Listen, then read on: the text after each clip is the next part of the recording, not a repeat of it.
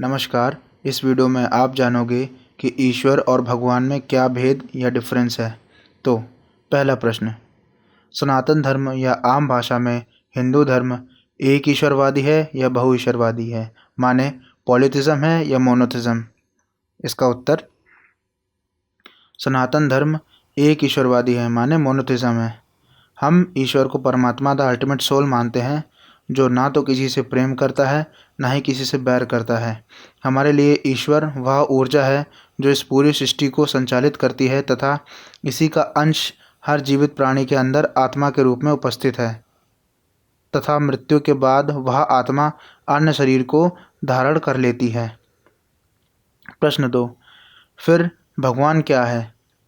उत्तर, भगवान एक उपाधि है, एक संज्ञा है जो उस मानव को प्राप्त होती है जो हर परिस्थिति में बिना अपनी मानसिक स्थिरता खोए मोह माया से परे होकर जन कल्याण के रास्ते पर चलता रहता है और आम इंसान से अलग ईश्वरीय गुणों का स्वामी होता है।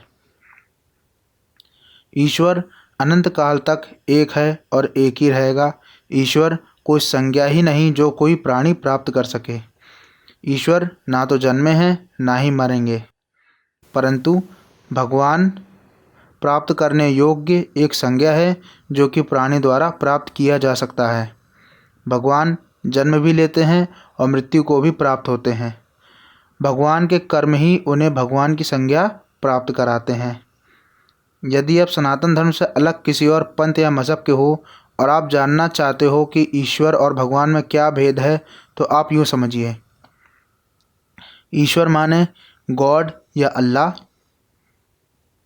भगवान माने ईश्वर के दूत जैसे लॉर्ड जीसस या प्रॉफिट मोहम्मद। परंतु आपको एक चेतावनी अवश्य दूंगा।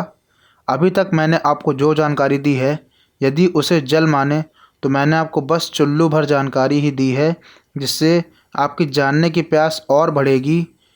यह विषय महासागर सा विशाल है जो कि मैं आपको एक वीडियो में निचोड़कर नहीं दे सकता। यदि आप आग्रह करेंगे तो मैं इस विषय पर एक लंबी और जानकारी से भरपूर वीडियो बनाने का प्रयास करूंगा। प्रणाम।